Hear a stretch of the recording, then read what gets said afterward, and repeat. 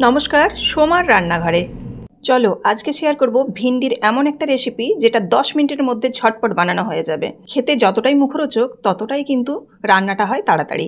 তো চলুন ঝটপট রান্না শুরু করি। এর জন্য কড়াই সরষের তেল দিয়ে গোটা জিরে শুকনো লঙ্কা ফোড়ন দিয়েছি, তারপর দিয়ে দিলাম এখানে কুচনো পেঁয়াজ আর কাঁচা লঙ্কা কুচি। পেঁয়াজটাকে হালকা একটু নেড়ে নিয়েছি, তারপর এই যে রাউন্ড কাট করে কেটে রাখা ভিন্ডিগুলো দিয়ে দিলাম। ভিন্ডিগুলো সবসময় পরিষ্কার করে ধুয়ে তারপর কিন্তু ভিন্ডি কাটবেন, তাহলে কিন্তু স্লিপারি ভাবটা খুব কম হবে।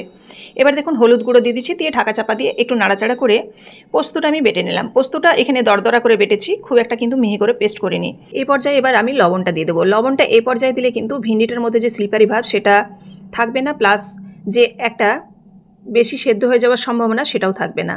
খুব ভালোভাবে নাড়াচাড়া করে নিচ্ছি। ভিন্ডিটা প্রায় 90% মতো সেদ্ধ হয়ে গেছে দেখুন। সেই পর্যায়ে আমি দিয়ে দিলাম দরদরা করে পিষে রাখা পোস্তটা।